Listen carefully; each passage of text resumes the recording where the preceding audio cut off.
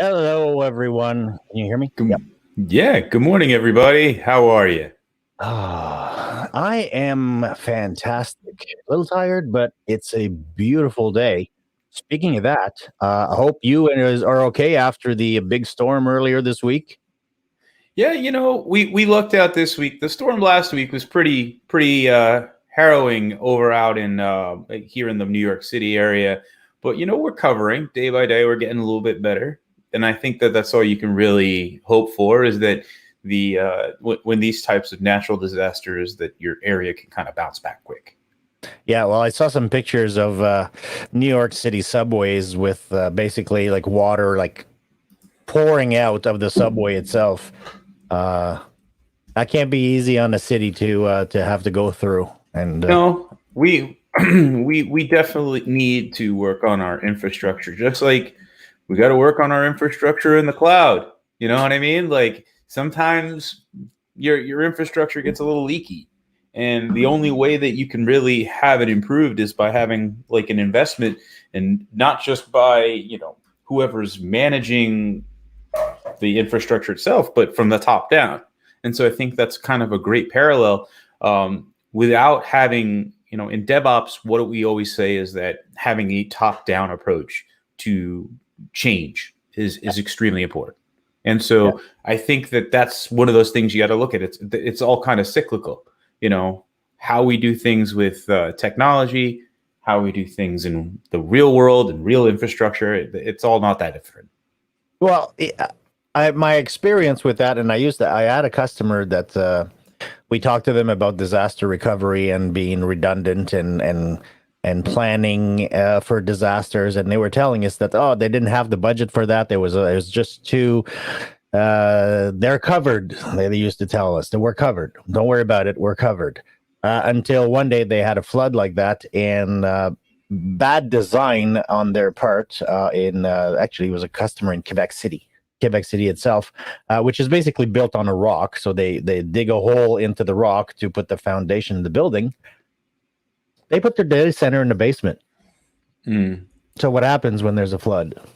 Yeah, there's the biggest thing that I can remember is when we had Superstorm Sandy here Yep. in the New York City area.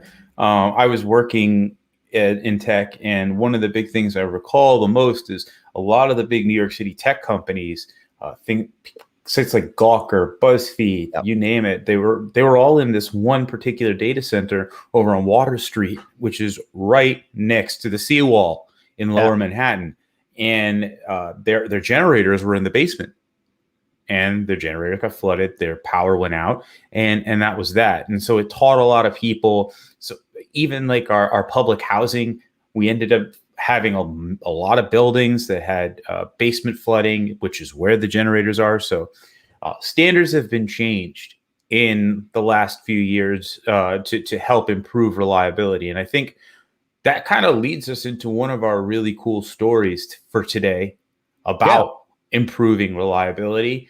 And I'm sure we'll get to that in just a moment. So how's everything else going for you, Pierre? Oh, everything is great. I'm back. This week was back from vacation. So I spent the first couple of days of the week just trying to unpile myself from an inbox overflowed. Because one thing I did is I basically turned off my notification on my phone. I didn't uninstall the app like a lot of people do, but I basically turned off all the notification and trying to made a point of not turning on my corporate email for the week. So I came back on Tuesday because Monday was Labor Day. And I was like, oh my God, my inbox was overflowing and trying to go through everything. And we're in so many distribution lists and informational and dog food program for this and elite program for that. And so you have to go through hundreds of messages to figure out which one's important, which ones you need to, but got through it. Back in business, back in doing the right thing. So let's go on with the news and your segue from the Sure. disaster from Sandy. So tell us Just a want to bit about say that. also, hi, Paul. Thanks for watching. We really appreciate. We're doing great. Yes, absolutely. So go ahead. All right, yeah, good. All right, I'll get started. No problem. Hey, when you do these things live, folks. So when I talk about reliability, what I really am talking about also is your reputation as a business. Yeah. And so what you want to do when you really think about in your planning stages on how to ensure the most capable application solutions, you want to actually build high availability. And so this was a great announcement that was from the third. Azure App Service support for availability zones reaches GA. Availability support for public multi-tenant Azure App Service enables you to build high availability into your application architecture. And there are a bunch of really great new docs that are available up on docs.microsoft.com that talk about availability support, or I should say availability zone support improvements. And one of the things that you'll actually see, if you want to scroll down a little, Pierre, is how many different regions are supported with this new app service version 3. So there's a number of different regions that you could put your application that'll give you multiple AZ availability. And so I think that's huge. It'll give people who are not necessarily concerned with just development, but the people who are making sure availability and reliability are part of your solutions are ready. And so having like one region fail, or I should say one AZ fail, means that the other AZs that you have in there are going to stay online, and your application or websites will as well. Yep. The thing that I love about this is not necessarily about the development side, because I know that's from a developer standpoint, it's not going to change much of how their workflow. However, for the operations side, because when you set up the app service on which your development teams will deploy part of the CI/CD pipeline and all of that good DevOps stuff that you preach all the time, in a good way. Sorry, you set it up with zone availability, and then you don't have to worry about if one compute module goes down or if one network switch goes down. It builds in redundancy into your systems very, very easily, and then makes it so that your redundancy and your resiliency to failures increases tremendously with very little effort. And if you wanted to actually improve reliability overall, there's of course Azure Front Door, which is like a global scalable entry point for global edge networks to all of your websites. So you could create a front door with multiple regions. So I want to maybe have Australia East, Australia Southeast, and maybe I want to have endpoints here in like New York, or I should say on the East Coast of the US, so US East or East US 2 or something like that. And then I can have front door essentially serve traffic to all three. And then within those individual regions, having availability zone reliability. So we can highly distribute applications, find ways to keep redundancy and have these really, really strong infrastructure architectures. Yeah, no, it's absolutely what you're saying is dead on in terms of layering your infrastructure. So front door, you can the benefits of front door as well is that it'll give the end user the best possible experience. So if I'm in North America, it's going to direct me to a North American zone. If I'm in Australia, it'll direct me to the closest one to the user. So making your user experience that much better. But that layering that on top of availability zones makes it so much more resilient. Absolutely. And so that's what we want. And hey, here, Paul says back in the day, we used to use cluster for everything for absolutely everything. And now we add yeah, that service expanding, I think, is going to be really, really big for people who are concerned with redundancy, reliability, and like I said, maintaining your business or your applications reputation. And ultimately, we people frequent our apps and our businesses if they're reliable, and that'll only make it so that they keep coming. That's right. That's right. So speaking of keeping going, well, let's move on to the next item. So this week we have, a new on-demand capacity reservations for Azure virtual machines in public preview. This is huge, in my opinion. This is something that our illustrious competitors have had for a long time, but now you can actually reserve instances or capacity for your environment. Because when you look at corporations that have mission critical applications, Mm-hmm. and you get to a point where either if it's for a failover, either it's for bursting in terms of capacity, in terms of like if you got like a million people that suddenly come and hit your website, you want to be able to grow.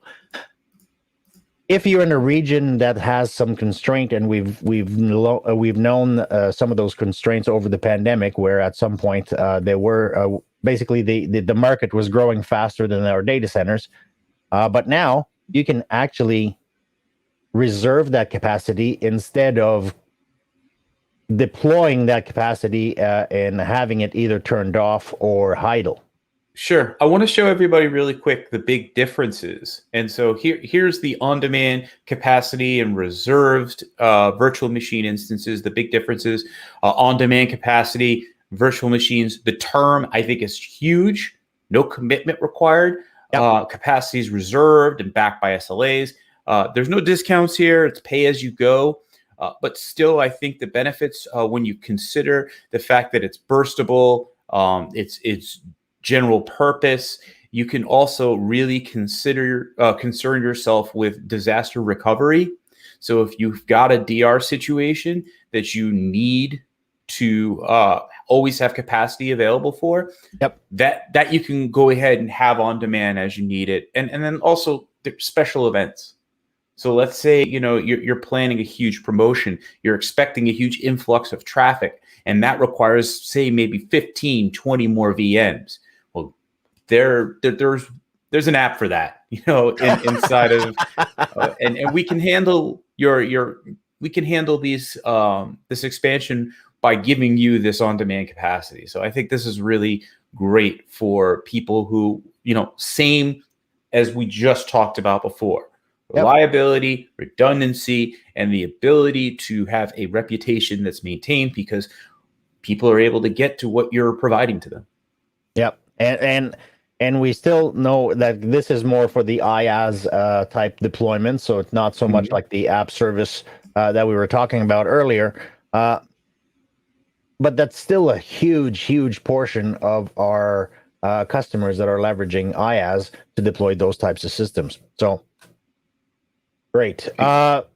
Moving on to our next item, Jay. What's going on? So the next thing is we need you to upgrade to the latest version of Azure AD Connect before August 31 of 2022. So you've got a year or a little bit less than a year if you want to avoid service disruptions when using this. It's really important. So before August 31st, make sure if you have some 1X versions of AAD Connect, get it upgraded to the latest version. I know that Windows, and we'll talk about in a little bit, there's all these improvements to Windows that are going to be coming out soon. And based on that, you're going to want to make sure that you are, quote unquote, ready for it. And so if a new version doesn't necessarily to add a machine into an AD environment, it isn't up to, or I should say, doesn't use those older versions of these protocols, what's the point? Why upgrade? So making sure that you're ready, you're prepared, that's a huge part of operations. Yeah, well, this one is very important, and we're giving them a year. like I remember in the days of when 2008 went out of support, we've been telling them for like 2-3 years in advance that it was coming, it was coming, it was coming. And then when we cut support, everybody went, "Oh my God, why didn't you tell us?"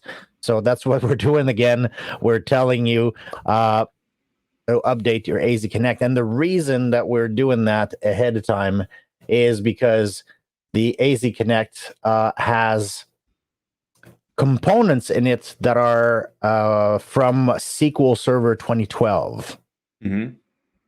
Like there's some runtimes and some SQL 2012 components that are no longer going to be supported and maintained.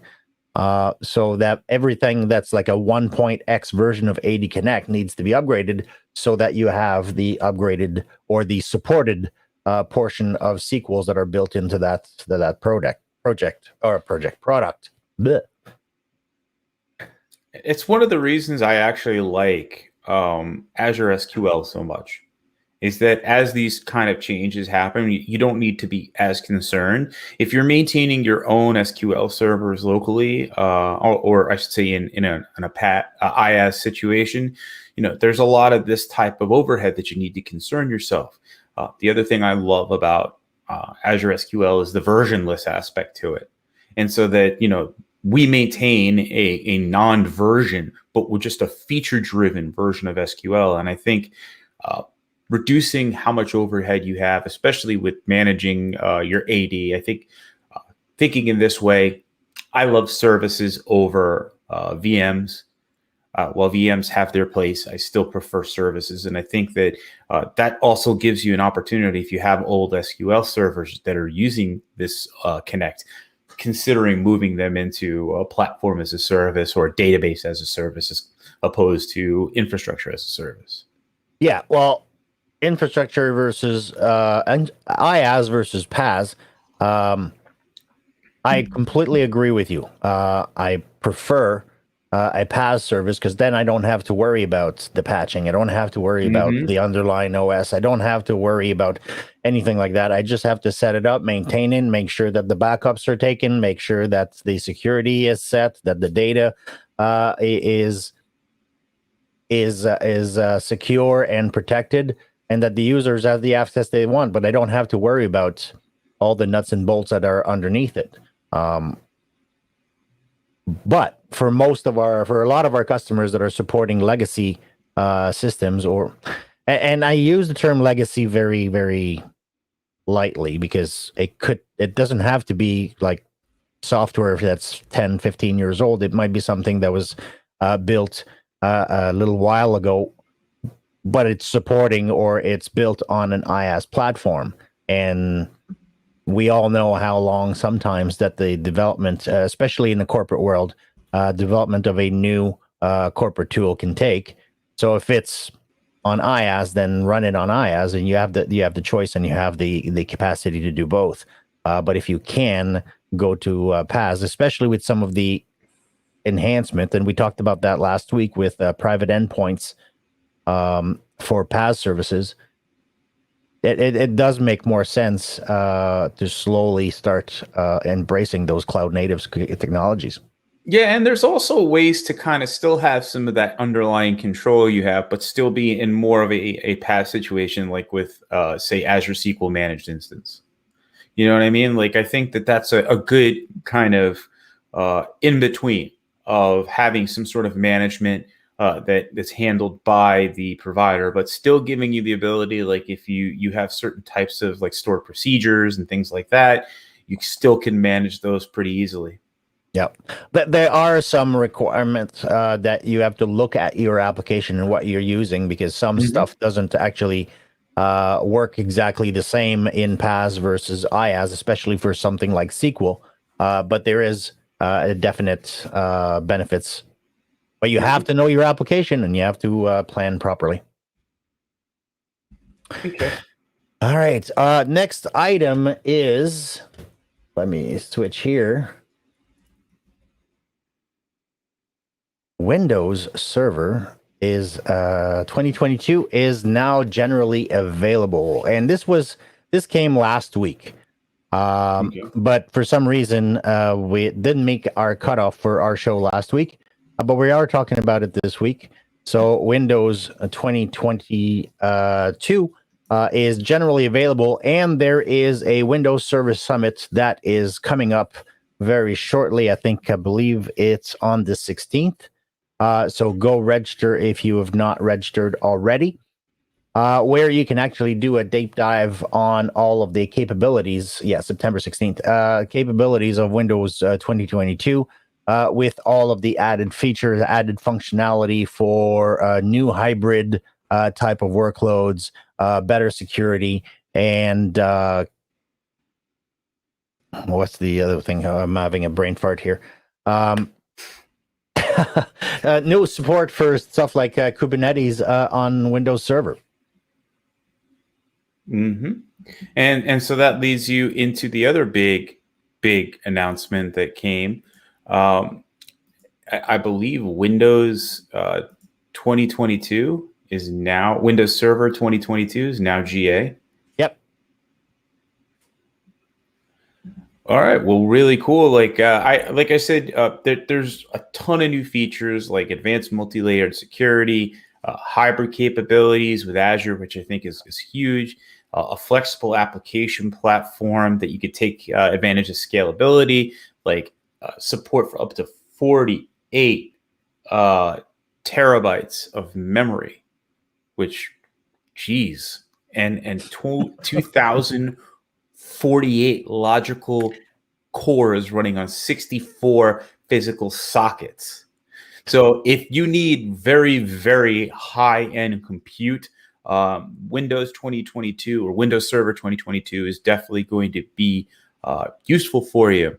And there's container support. So some of the capabilities of Azure Kubernetes Service and AKS Stack, HCI, they're all available for you. So I think that's real big. Yeah, it really is the best version of Windows to run in a hybrid environment. It gives you all of the stuff that you are used to and you love for on-prem, but it does have the connection to Azure so that you can use some of the Azure services to make your on-prem life a little easier and better. So I do believe that this is going to be the best version for you to use if you are in a hybrid situation, especially if you're running workloads, as you mentioned, like Kubernetes and containers and stuff like that.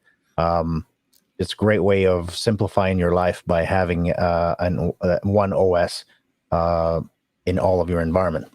And there's a great way to kind of start taking a look at this. You can use Windows Server on Azure for free.